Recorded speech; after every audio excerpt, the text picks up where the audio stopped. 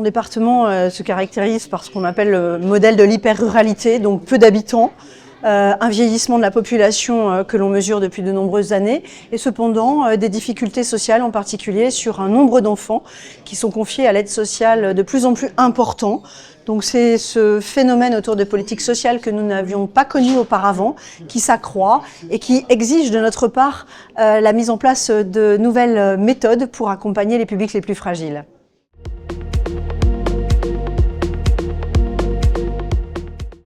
Un mot, les parlementaires travaillent. Nous jugerons sur pièce des résultats de leur travail.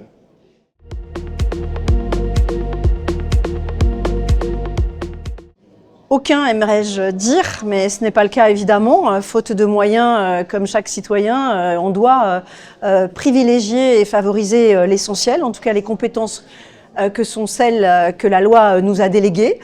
Donc, les politiques sociales, de la petite enfance jusqu'aux personnes les plus âgées, mais bien évidemment tous les investissements et gestions des collèges, des routes départementales, des bâtiments qui accueillent les publics aussi.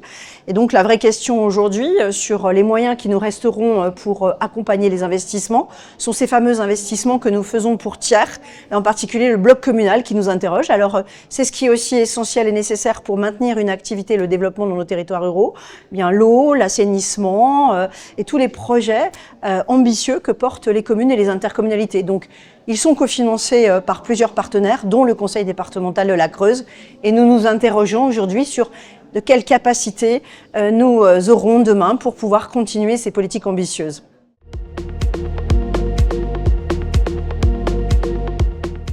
Du gouvernement, mais du Parlement aussi, et des partis politiques, une prise de conscience et un parler vrai aux citoyens français.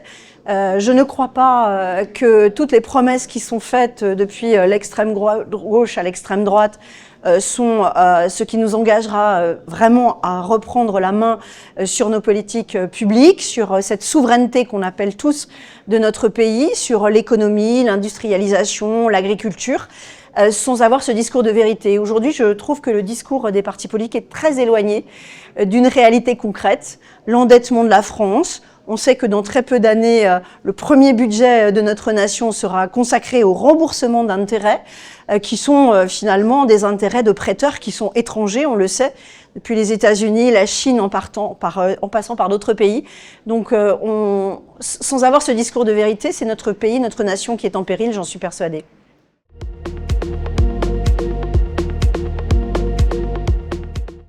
Peut-être pourrions-nous dire en effet que, et on en mesure déjà les effets, c'est faire parler de notre département, le faire rayonner. Et nous portons la Cité internationale de la tapisserie. Une première phase a été ouverte il y a 10 ans, en 2016. La Cité 2 va ouvrir ses portes en janvier prochain, avec beaucoup de tissage. On parle à l'international. Nous étions présents avec une tapisserie d'Aubusson à l'exposition universelle d'Osaka. Aujourd'hui, plus de 50 000 visiteurs. Sur un département de 115 000, vous voyez pour nous l'importance. Donc c'est aussi ça, faire parler de nos savoir-faire, de nos traditions, mais surtout les ancrer dans la modernité qui font que la Creuse n'est plus oubliée et la Creuse brille par en effet la culture, ses savoir-faire et son patrimoine.